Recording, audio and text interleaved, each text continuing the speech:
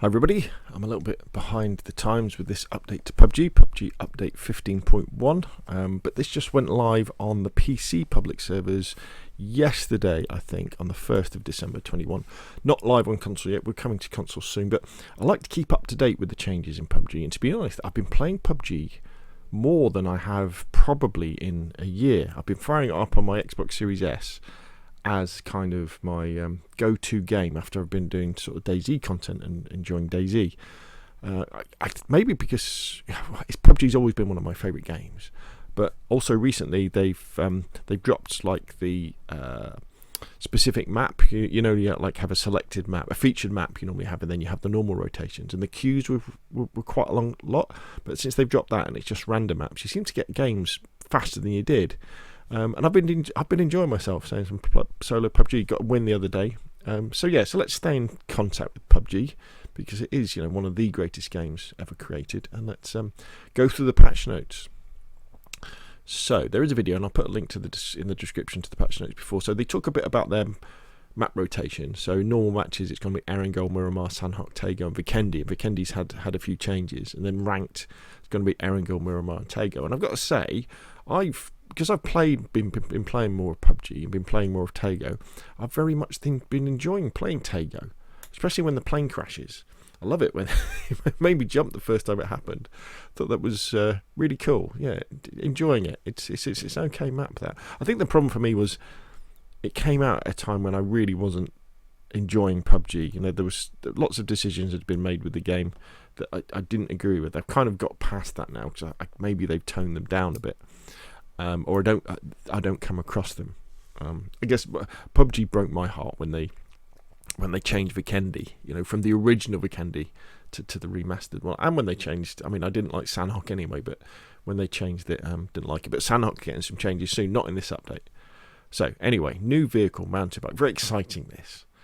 Attention all triathletes, the mountain bike, a fan requested vehicle, is coming to the battlegrounds. Unlike our other vehicles, the mountain bike can be found as a lootable item in a folded state.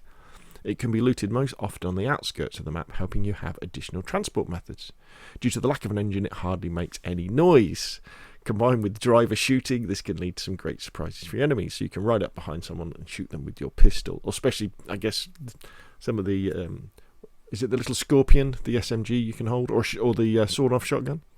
So it's going to spawn on all maps. It's going to spawn in folded, so then you can unfold it to ride it or put it in your backpack. It goes at 50 kilometers an hour or 54 or 62, depending on the level of boost you're using. You can't destroy it. It weighs 70 and doesn't use any fuel. You can sprint by hitting the move forward button. I guess that will probably keep tapping the boost button on when it comes to console. And you can jump it. So you hold the jump key, and the longer you hold the jump key, the higher it will go, or if you're going faster, it will go higher, and it can do wheelies. So really interesting. The reason why I think this is a good idea is that the push bike, the mountain bike, should be the vehicle of last resort when there's no other vehicles around, and you're in danger of, say, getting caught in the blue.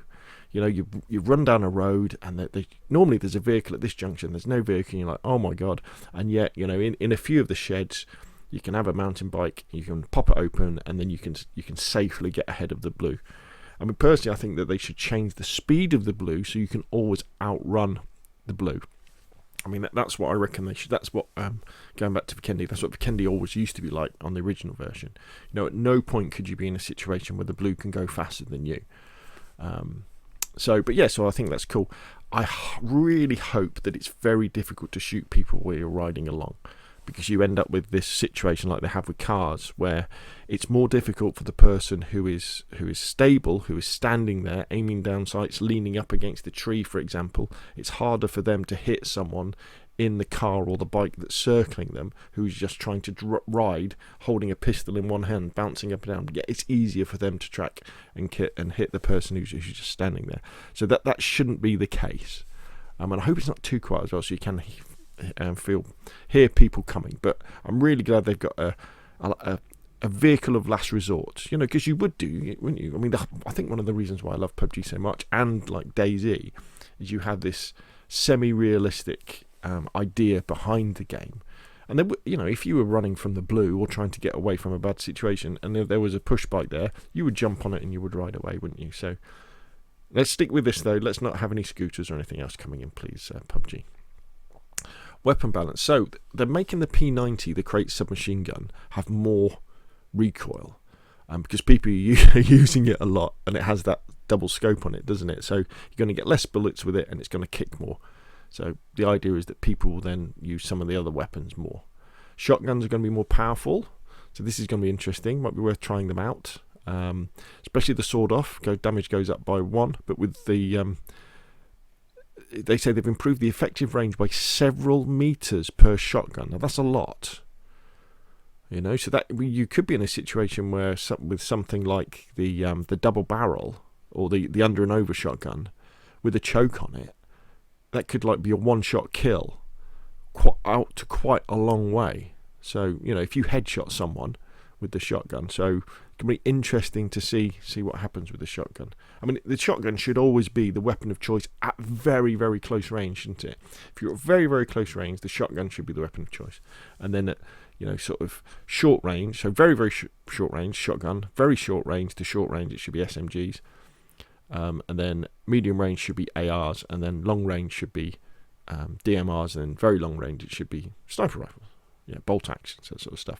Now the LMGs as well, they're aware that people aren't using them very much, so they're saying, look, we're going to make them easier to use, so you're going to have less recoil on your MG34 or your M3, your M249. Now they don't refer to the DP28, and I haven't seen the DP28 in the game in a long time, but I don't know if they've taken it out, but be interesting to see. So reduce recoil when shooting in crouch and stand, increase body damage multiplier by 0.05, increase the M24 damage by 1, increase the MG3 damage by 2, decrease the MG3 horizontal recoil. I remember when the MG3 or the MG34 first came out, trying out, and it was dreadful because it kicked so much. And I stopped using the M249 when they took it out of crates and nerfed it.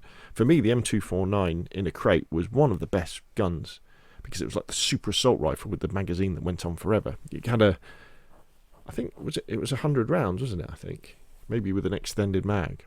But it was absolutely fantastic, the M249. They nerfed it, had too much kick, and you were better off with an assault rifle. Always got a soft spot for the DP28 as like the vehicle killer. But we'll have to see. I have to maybe give the 249 a go. SMGs.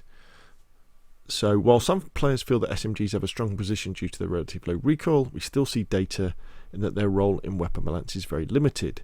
To incentivize more accurate firing, we are increasing the head damage multiplier. So that goes from 1.8 to 2.1. The Bison's going to have more accuracy when you're aiming down sight, firing at full auto.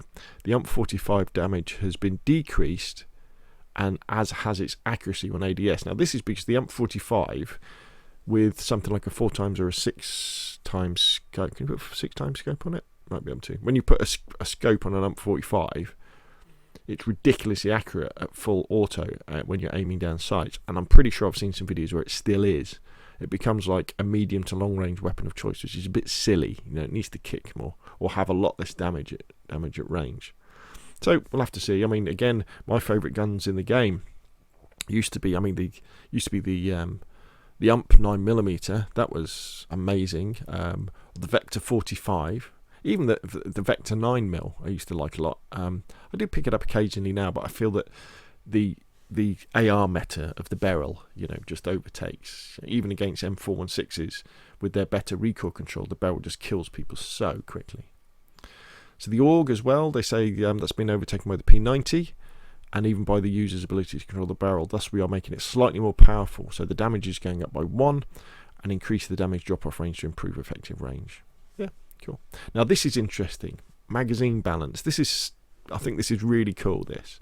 So what they're saying now is we're going to make the difference between the magazines make more sense and have more of a difference. You can really choose. This is almost like Call of Duty when you're looking at the different types of magazines.